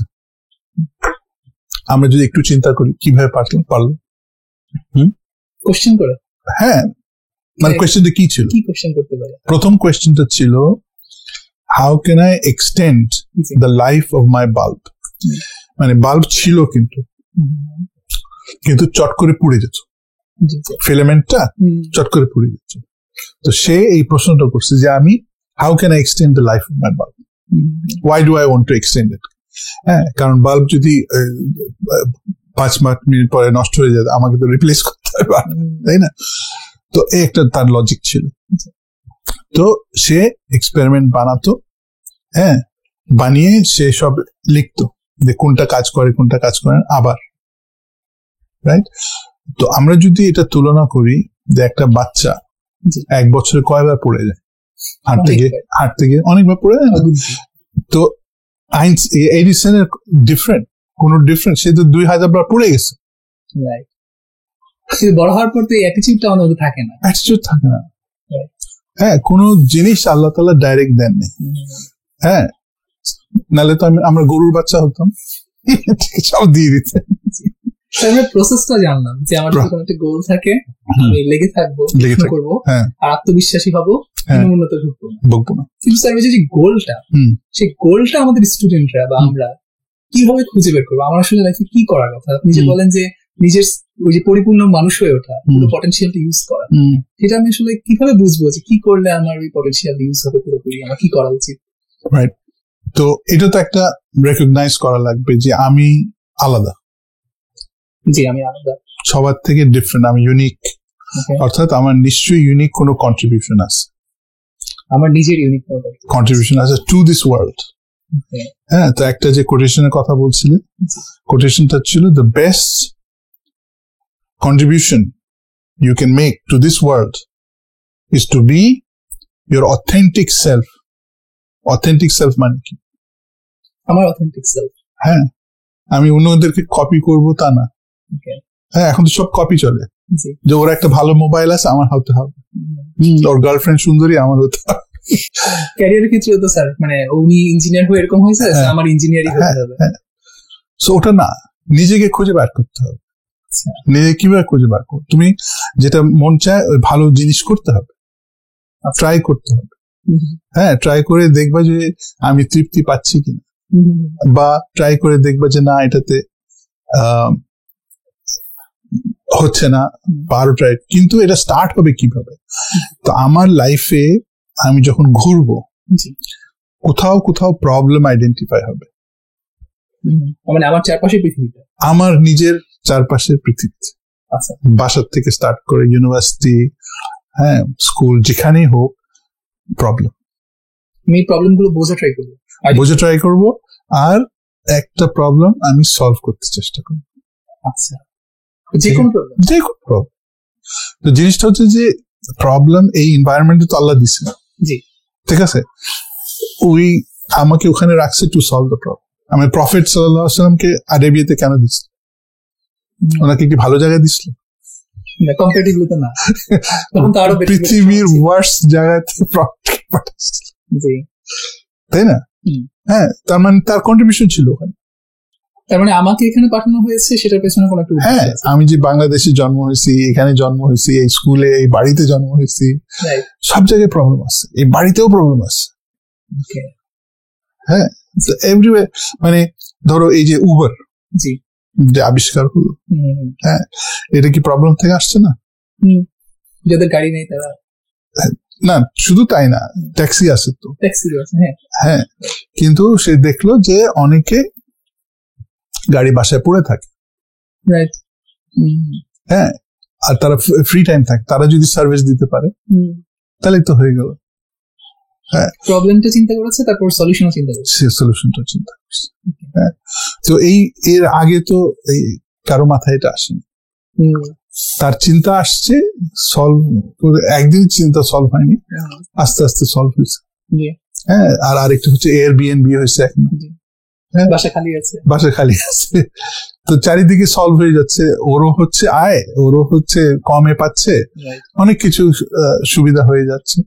তো এরকম কিন্তু এখন অনেক কিছু অ্যাপ দিয়ে সলভ করা যায়। হ্যাঁ, ফিজিক্যালি যেতেও হবে না, করতে হবে না, সব অ্যাপ দিয়ে সলভ করে। কিন্তু যতগুলি প্রবলেম মানুষ দেখছে সলভ করছে, রাইট? আর বাংলাদেশে কম্পারেটিভলি আরো বেশি প্রবলেম, তার মানে হচ্ছে সলভ করার অপরচুনিটি বেশি। তো যে জিনিসটা আমাকে পীড়া দেয়, let me try and solve it. হ্যাঁ, এরকম সলভ করতে করতে, হ্যাঁ, because your contribution is the solution, so it can be any problem, ঠিক আছে? হ্যাঁ, এর মাধ্যমে স্যার আমি আমার ইউনিক পজিশনটা কিভাবে খুঁজে পাবো? এটাই, মানে তুমি যদি একটা প্রবলেম ধরো, সলভ করতে যাও, তুমি দেখবা যে এটার পিছনে আরো খাটনি লাগবে, তাহলে আরো খাটবে, এটাই তো বেরিয়ে যাবে। বিকজ জিনিসটা হচ্ছে যে এই এনভায়রনমেন্টটা তো আল্লাহ দিচ্ছে তোমাকে, বাঙালি তো আল্লাহ বানাচ্ছে, তাই না? So if we can solve it, মানে তুমি দেখবা বাঙালিরা বিদেশে কিন্তু অনেক উঁচুতে থাকে। হ্যাঁ, সেদিন কি অস্ট্রেলিয়ান একজন দেখতেছিলাম, সে কিন্তু ওখানে পড়তে গেছিল, বাঙালি, বিরাট কোম্পানি করে ফেলছে ওয়ার্ল্ড ওয়াইড। হ্যাঁ, তারপরে এক গ্রাম থেকে এক বাঙালি, সে অস্ট্রেলিয়াতে economic adviser to the government of Australia, গ্রাম থেকে গেছে। হ্যাঁ, তো এমন কিন্তু না যে বাঙালিকে ব্রেন দেয়, দিছে, হ্যাঁ, কিন্তু আমাকে তো সেটা অ্যাপ্লাই করতে হবে। আমি ভাবি যে যেমন আমার মামা বুয়েটে ফার্স্ট ক্লাস ফার্স্ট, তারপর সে ইউকে চলে গিয়ে ফেরান্টি কোম্পানি জয়েন করছিল, ওখানে একটা টেপ ড্রাইভ, আগে তো স্পুল টেপ হতো কম্পিউটারে, তারপরে ক্যাসেট টেপ বেরিয়েছে, তো ক্যাসেট টেপের অপারেটিং সিস্টেম সে হেল্প করছিল বানাতে, অপারেটিং সিস্টেম ক্যাসেট টেপের বানাচ্ছিল। তো আমি গেছিলাম মামার কাছে একবার, তো জিজ্ঞেস করলাম, মামা তুমি দেশে ফিরবা না? তো উত্তর কি ছিল, যে ইউসুফ দেশে তো অপরচুনিটি নাই। ঠিক আছে, তো এই যে একটু যদি অ্যানালিসিস করি, তুমি বুয়েটে পড়াশোনা করছো, তার মানে কি তুমি ক্রিম অফ দ্য কান্ট্রি, এবং পয়সা খুব কম দিতে হয়েছে, পয়সা দিতেই হয়নি অলমোস্ট, তার মানে জনগণের টাকায় পড়াশোনা করছে। তো এইটা হচ্ছে টপ কতটুকু পার্সেন্ট অফ দি কান্ট্রি, খুবই ছোট, তাই না? সো এই মানুষটা যদি চিন্তা করে অপরচুনিটি নাই, তার মানে সে এক্সপেক্ট করতেছে যে বাকি যারা এই অপরচুনিটি পায়নি, বাকি যারা এই এডুকেশন পায়নি, তারা অপরচুনিটি তৈরি করবে। হ্যাঁ, ইটস লাইক সেইং যে আমি বড় বড় পাস করলাম কিন্তু রিক্সাওয়ালা আমার অপরচুনিটি তৈরি করবে। এই দেশে আর কি আছে? সেটাই, আমি তো এই দেশের মানুষ। হ্যাঁ, I am the problem solver. আমি সবচেয়ে বেশি সুযোগ সুবিধা পেয়েছি, সবচেয়ে প্রিভিলেজ পেয়েছি। সো আমি যদি এই মাইন্ডসেট নিয়ে বের হই যে আমি প্রবলেম সলভ করবো, ছোটখাটো হোক। হ্যাঁ, যেমন আমার ছেলে, যে ছোট ছেলে, সে এখন ইবেতে চাকরি করে। কিন্তু বাংলাদেশে যখন ছিল, বাসা বাড়িতে কোনো বাসায় কম্পিউটার নষ্ট হয়ে যায়, সে কম্পিউটার পড়াশোনা করেনি, কিন্তু তার আগ্রহ ছিল যে সলভ করবে। হ্যাঁ, সে বাসা বাড়িতে সলভ করে আসতো। হ্যাঁ, কিন্তু এই যে তার মনোভাব, এখন হচ্ছে যে কোম্পানিতে সে প্রবলেম সলভ করে। হ্যাঁ, মানে কম্পিউটার সায়েন্স তো হচ্ছে একটা ফিল্ড, কিন্তু অ্যাটিটিউড হচ্ছে প্রবলেম সলভ। হ্যাঁ, যে আমাকে সৃষ্টি করা হয়েছে টু সলভ এ প্রবলেম। তো ওইটা আমি হাত পাকা করতে করতে I will find my own purpose easily. Sir, আমরা যতগুলো এক্সাম্পলই দিই, সবসময় দেখা যায় যে বড়দের এক্সাম্পল অনেক বেশি আছে, যারা বুয়েটে পড়েছে, প্রফেসর হয়েছে, অনেক কিছু করেছে। কিন্তু আমাদের স্টুডেন্টদের মধ্যে যারা স্কুল কলেজ পড়ুয়া, ওরা এটার সাথে পুরোপুরি রিলেট করতে পারে না। ওরা ভাবে আমি তো ছোট মানুষ, আমি এত বড় প্রবলেম কিভাবে সলভ করবো? তো ওদের জন্য কিভাবে আসলে চিন্তা করা উচিত? ওরা কিভাবে চিন্তা করবে, কোন প্রবলেম ও সলভ করা ট্রাই করবে, যেটার মাধ্যমে ও নিজেকে খুঁজে পাবে? রাইট, প্রবলেম কিন্তু ছোট থেকে স্টার্ট করতে হয়, বড় থেকে না। বড় চিন্তা করা যায়, কিন্তু সলভ করতে হবে ছোট ছোট। যেমন একটা মুভি আছে, নাম হচ্ছে পে ইট ফরওয়ার্ড। হ্যাঁ, তো নর্মাল এক্সপ্রেশন হচ্ছে pay it back. Pay it back হচ্ছে যে কেউ আমার জন্য কিছু ভালো করছে, আমি রিটার্ন দিব। হ্যাঁ, তো এটা আছে। যেমন আমরা যে এই যে বাসায় খাবার পাঠাই আরেক বাসাতে, হ্যাঁ, তো ওরা কোনো সময় খালি বাটি ফেরত দেয় না, আবার ভরে থাকে। তো এটা হচ্ছে পেড ব্যাক এর একটা উদাহরণ। তো ওটাকে চেঞ্জ করে পেড ফরওয়ার্ড। তো এই বাচ্চাটা ক্লাস 7 এ। আর ওর বাসা বাড়ি খুব খারাপ অবস্থা, মানে ওই এটা স্টেটস এর ঘটনা। খারাপ অবস্থা মানে হচ্ছে ওর মা বাবা দুজনেই অ্যালকোহলিক এবং মারামারি করে, আর অনেক সময় জিনিস ছোড়াছুড়ি করে, অনেক সময় ওকে উঠিয়ে ছুড়ে, বাচ্চাকে উঠিয়ে, এরকম খারাপ অবস্থা। তো এরকম ব্রোকন হোম, এরকম অবস্থায় স্কুলে সে যায়, আর তার টিচার বলল যে think of A problem and try to solve it. এটা সেমেস্টার শুরুতে দিছে। So as through out the semester এসে বলতে হবে যে সে কি কি প্রক্রিয়া, প্রবলেমটা কি আর কি কি করলো সলভ করার জন্য।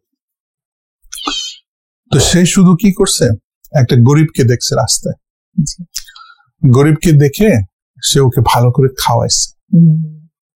হ্যাঁ, আর সে বলল যে তোমার কোনো সময় যদি মনে করো যে আমাকে তুমি এটা এই ফেভারটা ফেরত দিতে চাও, আমাকে দিবা না, আরেকজনকে এই ফেভারটা করবা।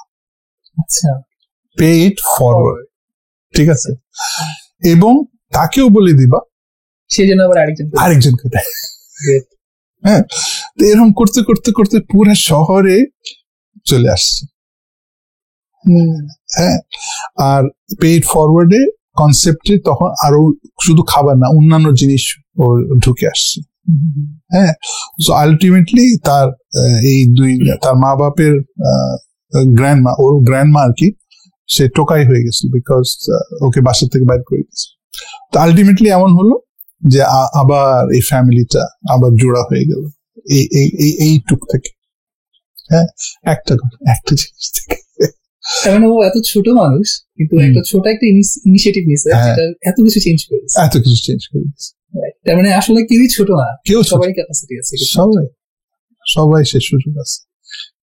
হ্যাঁ, কিন্তু তোমার মনোভাবটা থাকতে হবে। মানে এটা একটু অন্যভাবে বলি, ধরো এটা বড় বেলায় বলি, তুমি ছোট চিন্তা করছো, আমি বড় মানুষের কথা চিন্তা করি। যে একটা বড় মানুষকে বলা হয় যে পৃথিবীর সব ওয়েলথ তোমাকে দিলাম, জমি জামা দিলাম, হ্যাঁ, স্ট্যাটাস দিলাম, সব খাবার দিয়ে দিলাম, কিন্তু এটার বিনিময়ে তোমার জানটা আমাকে দিতে হবে। দেবা দেবা না কেন? তো আমার কাছে মোস্ট ভ্যালুয়েবল, এটা না থাকলে তো আমিই নাই। আমার জানটা হচ্ছে আমার কাছে মোস্ট ভ্যালু। হ্যাঁ, তো এইটা কি ফ্রি পাইছি না? তো যে জিনিসটা আমার কাছে মোস্ট ভ্যালুয়েবল ওটা অলরেডি আমার কাছে আছে, আমি পেয়েছি। কিন্তু আমি যে জিনিসগুলো লেস ভ্যালুয়েবল, ওয়েলথ, স্ট্যাটাস, এগুলোর পিছনে দৌড়াই। ঠিক আছে, কিন্তু আমি যে আমাকে পেলাম, আমাকে ডেভেলপ করার জন্য আমাকে কিন্তু প্রবলেম সলভ করতে হবে। তাহলে কিন্তু আমি তৃপ্তি পাবো যে আমি যে মানুষ, আই এম ওয়ার্থ সামথিং। ঠিক আছে, তো এই মনোভাবটা প্রবলেম সলভিং লাইফের সব জায়গায় কাজে লাগবে। যে বলো আমরা ছেলে এটা করতে করতে ইবেতে সে টপ ইঞ্জিনিয়ার এখন। তো আমি যখন কোম্পানি ইন্টারভিউ দিতে যাব, হ্যাঁ, প্রবলেম সলভার চাচ্ছে তারা। সো লাইফে হচ্ছে এই প্যারেন্টস যেটা করতে হবে, প্রশ্ন পাল্টা, যে তুমি কি মনে করো, রিডিং এর হ্যাবিট, এটা করার পরে নেক্সট হচ্ছে সে যাতে তাকে ছোটখাটো প্রবলেম দেয়, প্রবলেম তুলে দিতে পারে। হ্যাঁ, মানে ফর এক্সাম্পল সকালে উঠে ঘুম থেকে উঠলাম, মা বললো যে আমি বিছনা করে দেবো, তোর করতে হবে না, বা বুয়া করে দিল, হলো না। তাকে নিজে বিছনা করার স্কোপ দিতে হবে এবং তারপরে প্রশংসা করতে হবে যে তুই ভালো করছিস, অ্যাপ্রিসিয়েট করতে হবে। হ্যাঁ, মানে অনেক মা বাপ আছে এত সুন্দরভাবে বাচ্চাদের শেখায়। একটা মা হচ্ছে যে মেয়েকে রান্না শেখাবে, কিন্তু কিছু তাকে বলে না। হ্যাঁ, তাকে শুধু বলে যে তুমি তো পড়াশোনা করছো, তোমার টেবিলটা এনে, ছোট্ট টেবিলটা এনে এই যে আমার কাছে বসো, রান্না করে কাছে বসে ওরা মাঝে সাথে গল্প করে। তো একদিন মা হঠাৎ করে জিজ্ঞেস করলো যে আচ্ছা মা, এটার মধ্যে 2 চামচ লবণ দিব নাকি 1 চামচ লবণ দিব? হঠাৎ করে 1 চামচ 2 চামচ, মেয়েটা কিছুই বুঝতে পারতেছে না। তারপর ফাইনালি বললো আচ্ছা মা তাহলে একটা কাজ করো, তাহলে 1 চামচ দিয়ে ট্রাই করো, না হলে আরেক চামচ। মেয়ে বলতেছে ঠিক আছে, শুধু এটুকু, দ্যাটস ইট, আর ট্রেনিং করেনি। একদিন ছুটি, মেয়ের ছুটি, তো মা বলতেছে আজকে তুই রান্না করবি। মানে মা আমি রান্না করবো? হ্যাঁ হ্যাঁ তুই পারবি, দেখ না। ও তুমি বাবার চিন্তা করছো? বাবাকে জিজ্ঞেস করে আসি, বাবা তুমি মেয়ে রান্না করলে খাবে তো? বলে হ্যাঁ হ্যাঁ মেয়ে রান্না করলে অফকোর্স খাবো। ঠিক আছে, তারপর সে রান্না করতো, যখনই কিছু করতে যেত ওই চামচের কথা মনে পড়তো যে এটার মধ্যে কতটুকু দেওয়া উচিত। এই মনোভাবটা শুধু, সে রান্না শিখে গেছে। দারুণ দারুণ, মানে পুরো কিউরিওসিটিটা একবার ছোট্ট একটা জিনিস দিয়ে ইনস্টিগেট করে দিয়েছে, ছোট একটা জিনিস তারপর সে শিখে নিয়েছে। হ্যাঁ, কিন্তু আমরা চিন্তা করি যে দিয়ে সেলাই কোন অ্যাঙ্গেলে ধরবে, তারপরে কোন স্পিডে মারবে, এগুলো সব মুখস্থ করে দেবো। তাকে নিজে ট্রাই করতে হবে। স্যার আমরা তো অনেকগুলো ব্যাপার নিয়ে আলাপ করছি, লাস্ট একটা অ্যাসপেক্ট একটু আনতে চাই। আমরা যোগ্যতা অর্জনের পেছনে যত বেশি এফোর্ট দেই, তত এফোর্ট আসলে ওই কাজটা, ওই সাফল্য অর্জন করলে কি করব তারপর, প্লাস সাফল্য অর্জন করার যে ওই ওয়েতে কি কি করা যায়, কি কি করা যায় না, তা নিয়ে আমাদেরকে খুব কম শেখানো হয় বা খুব কম চিন্তা করি। অর্থাৎ এথিক্স এর জায়গা বা মূল্যবোধের জায়গাটা আর কি, যে সততা, বিনয়, এরকম যে গুরুত্বপূর্ণ গুণাবলীগুলা, যোগ্যতাই তো সবকিছু না প্রবলেম সলভিং এর। ওই গুণাবলীগুলোর মধ্যে কোনগুলো আপনার কাছে সবচেয়ে গুরুত্বপূর্ণ আপনার মনে হয় সফলতার জন্য?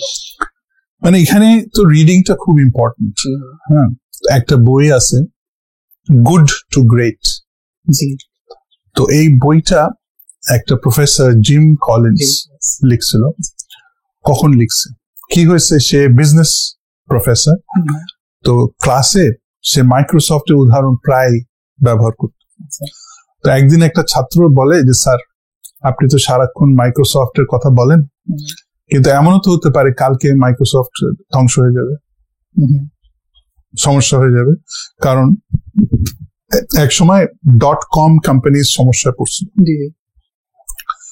তো প্রফেসর এটা উত্তর দিতে পারলো না, তো সে তখন কি করলো, তাকে এটা খুব পীড়া দিল। সে গিয়ে একটা টিম ফর্ম করলো 25 জন রিসার্চার।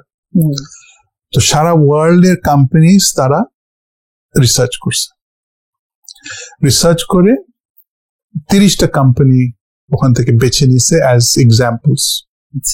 হ্যাঁ, তো ওটার মধ্যে 15টা কোম্পানিকে ক্লাসিফাই করছে great companies of the world, আর 15টাকে ক্লাসিফাই করছে good companies of the world. আর এটার মধ্যে তফাৎ গ্রেট আর গুড এর ভিতরে এটা হচ্ছে গ্রেটের যে profitability almost 15 times more than good companies. 15 times, 15 গুণ। তো গুড কোম্পানিজ এর উদাহরণ হচ্ছে মাইক্রোসফট, গুড এর মধ্যে। আচ্ছা আচ্ছা। কিন্তু গ্রেট কোম্পানিজ এর উদাহরণ একটু পরে বলছি।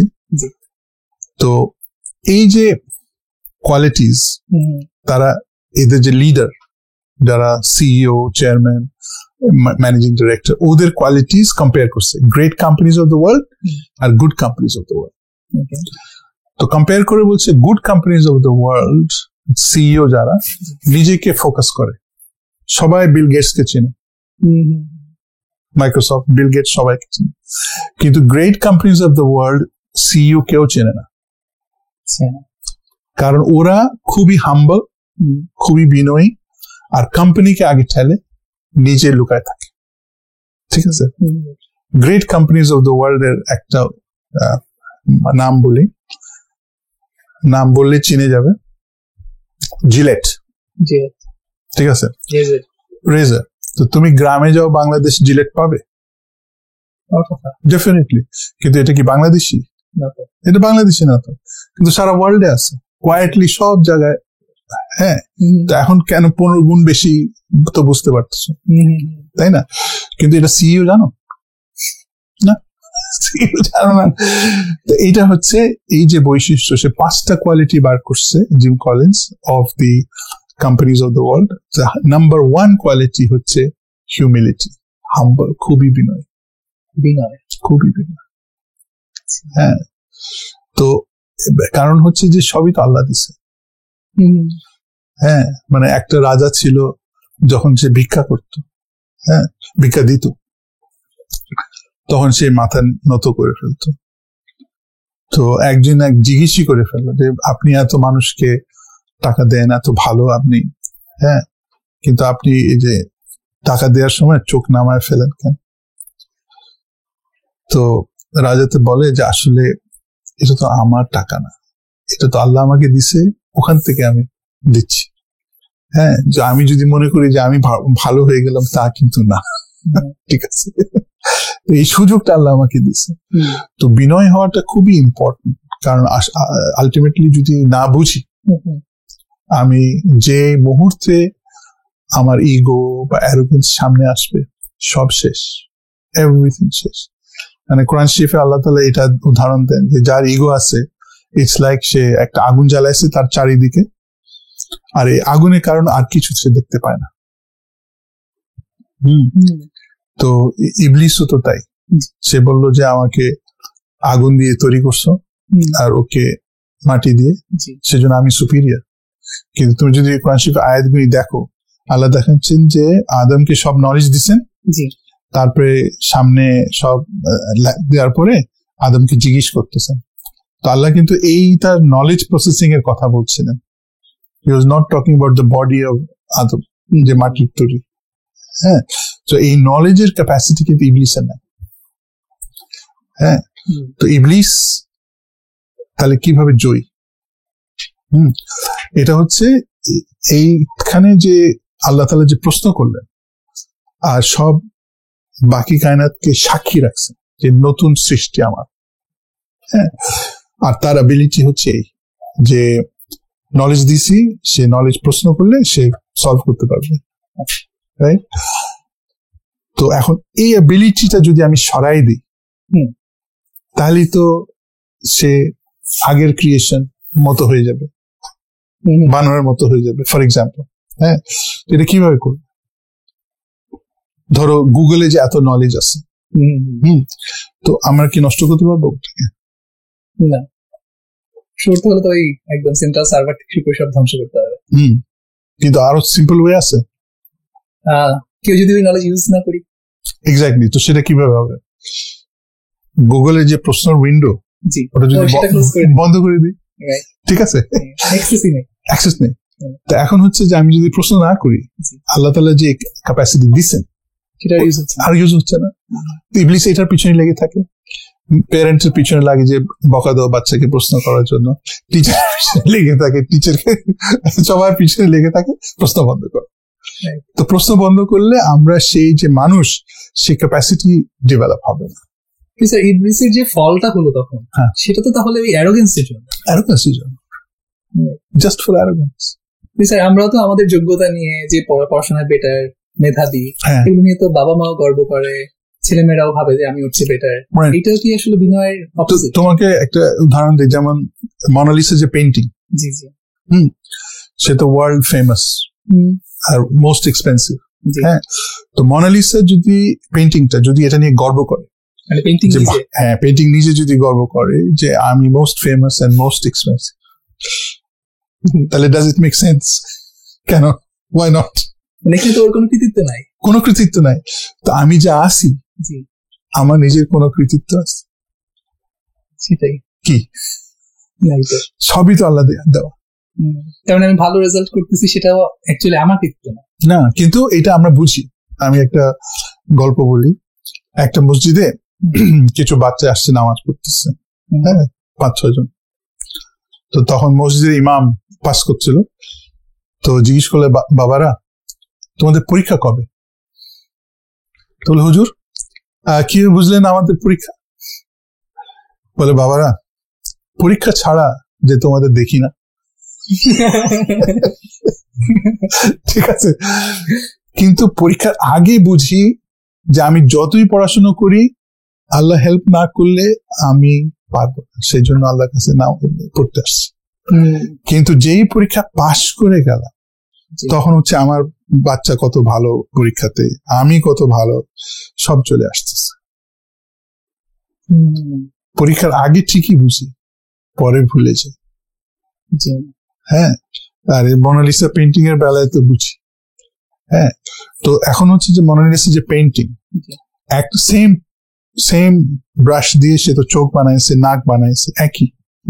হ্যাঁ, আল্লাহ তাআলা তো সেলস দিয়ে সব বানাইছে, ডিএনএ দিয়ে সবই বানাইছে। স্কিলই তো তার, তাই না, সবকিছু। আর এখানে বসার আগে আমরা একটা আলাপ করছিলাম না, যে ধরো এই যে টেবিলটা সৃষ্টি করার আগে এই টেবিলের কনসেপ্ট ছিল না, তাই না?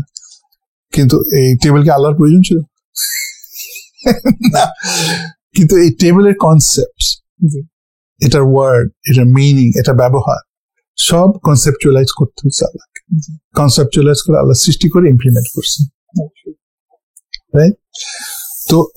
তো সবকিছু হচ্ছে আল্লাহর প্রশংসা।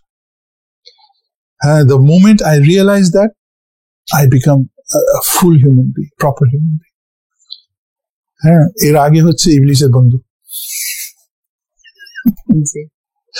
হ্যাঁ, বিকজ ইবলিস এটাই চায় যে আমি নিজেকে প্রশংসা করি, অহংকার করি, এটাই চায়।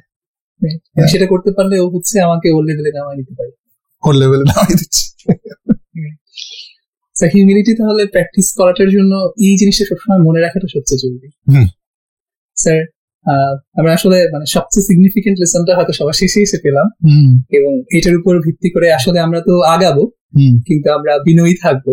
আগানোর সময় কি প্রসেস ফলো করব, আত্মবিশ্বাসী থাকবো, প্রশ্ন করব, চিন্তা করব এবং লেগে থাকবো, আর মূল্যবোধ ফলো করবো। মূল্যবোধের মধ্যে সবচেয়ে গুরুত্বপূর্ণ আপনি বিনয়ের কথা বলেছেন। তো আমরা এগুলোর উপর ভিত্তি করে যদি আমাদের গার্ডিয়ান এবং স্টুডেন্টদের জন্য শিক্ষাটুকু রেখে যাই আজকের আলোচনায়, আপনি যদি স্যার কনক্লুডিং কিছু বলতে চান, যেটা গার্ডিয়ান এবং শিক্ষার্থী দুই পক্ষকেই আপনি লক্ষ্য করে বলতে পারেন। মানে আমার লাইফে যদি এক্সামিন করি, আমি নিজেকে ওটাই বলি যে প্রবলেম সলভার।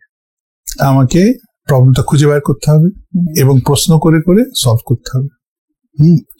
যেমন একটা ছেলে বলি, সে গ্রামে গেছে, তো তার মামার ক্ষেত আছে, ক্ষেত খামার, তো অনেক কাক। হ্যাঁ, আর কি বলে কাক তাড়কা থাকে না, হ্যাঁ কাক তাড়ুয়া, তো ওটার উপরও কাক বসছে। কিন্তু আমরা তো বানাইছি যাতে কাক ভয় পায় ওটার থেকে, কিন্তু কাক তো ভয় পাচ্ছে না। তো সে চিন্তা করলো, তো হঠাৎ যে তার ফোন বেজে উঠলো, তখন কাক সব পালিয়ে গেল। হ্যাঁ, তো তার মনে ইচ্ছা জাগলো যে এটা সলভ করবে। তো তখন সে ভাবলো যে ফোনটা তো ভালো আইডিয়া। হ্যাঁ, তো কাকতারকার ওখানে সে যদি একটা মোবাইল রেখে দেয় আর মোবাইলটা বেজে ওঠে, তাহলে পালিয়ে যাবে। তো এখন মোবাইলটা বাজাবে কিভাবে? হ্যাঁ, তো সে কিন্তু ইলেকট্রনিক ইঞ্জিনিয়ার না, সে আবার কম্পিউটার সায়েন্স পড়ছিল, তো সেইগুলো জানে না। কিন্তু খোঁজ করে বার করলো সেন্সর, সাউন্ড সেন্সর, যে কাক যখন কাছে আসবে ওই সেন্সরটা ওই রিঙারটাকে অন করে দিবে। এটা বানিয়ে ফেলছে, বানিয়ে ফেলে সে সলভ করে ফেলছে। হ্যাঁ, তো এটাই হচ্ছে যে আমার মনোভাব। আল্লাহ তাআলা কিন্তু সব নলেজ দিচ্ছেন। অল আই ওয়ান্ট ইজ, আল্লাহ শুধু চান তোমার ইচ্ছাটা দিয়ে সলভ করা। এটা আর রিডিং করে আমি যে গল্পগুলি করলাম, যে গুড টু গ্রেট, কেন আমি বইটা পড়ছি আর নিজের বড় ছেলেকে দিছি। এই বড় ছেলে এই বইটার সম্বন্ধে অনেক চাকরি পেয়েছে, 2টা চাকরি পেয়েছে। প্রথম আলাপে হ্যাঁ সে বললো, do you read any books? Good to great, really? কেউ তো পড়ে না, বলো তো বইটার সম্বন্ধে। তো এইটা চাকরি পেয়ে গেল। So reading is essential. আর লেগে থাকা। আর বিনয়টা হচ্ছে কি, যে আমি যাই করি আল্লাহকে কিন্তু এটা শুকরিয়া করতে হবে। হ্যাঁ, কারণ অপরচুনিটি আল্লাহ, সাকসেসও আল্লাহ, আর এটা তো আমরা আগে বুঝি। হ্যাঁ, তো আজকে আশা করি প্যারেন্টসেরও গাইডেন্স আসছে, ছাত্রদেরও গাইডেন্স আসছে। অসংখ্য ধন্যবাদ স্যার। আমরা শিক্ষার্থী এবং অভিভাবকদের উদ্দেশ্যে বলবো, আজকের যেই আলোচনাটা আমরা করলাম, স্যারের কাছ থেকে মহামূল্যবান কিছু মণিরত্ন আমরা আসলে পেয়েছি। আমরা গার্ডিয়ানদের জন্য খুব স্পেসিফিক ইনস্ট্রাকশন পেয়েছি স্যারের কাছ থেকে, আবার স্টুডেন্টদের জন্য পেয়েছি একটা সফল মানুষ হওয়ার জন্য, সার্থক মানুষ হওয়ার জন্য কি গুণাবলী আসলে অর্জন করা দরকার সে ব্যাপারে গাইডেন্স। আমরা আশা করব আপনারা সবাই সেটা ফলো করবেন এবং স্যারের কাছে বা এই রিলেটেড অন্য যে কোনো প্রশ্ন যদি থাকে আমাদেরকে কমেন্ট বক্সে জানাবেন। আমরা স্যারের কাছে অবশ্যই আবারও ফিরে আসবো এবং সেই প্রশ্নগুলো নিয়ে স্যারের কাছ থেকে এবং আমাদের অন্যান্য অতিথিদের কাছ থেকে এরকম লাইফ লেসন খুঁজে বের করার চেষ্টা করবো। আবার দেখা হবে ইনশাআল্লাহ। আসসালামু আলাইকুম।